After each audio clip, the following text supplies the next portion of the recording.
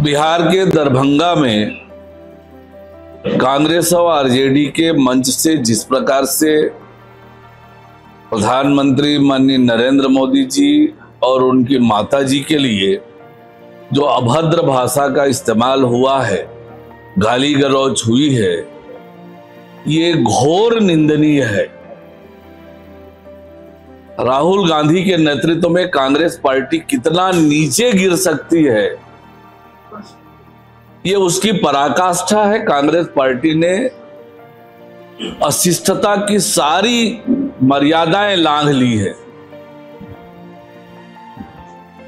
ये काम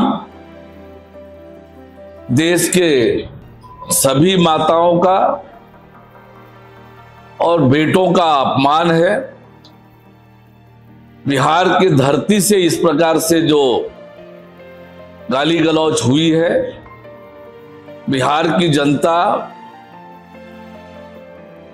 राहुल गांधी और तेजस्वी यादव को कभी माफ नहीं करेगी, कांग्रेस पार्टी और आरजेडी को कभी माफ नहीं करेगी। और ये दुर्भाग्य है कि राहुल गांधी के नेतृत्व में कांग्रेस पार्टी इतने निश्चय स्तर पर जाकर काम कर रही है।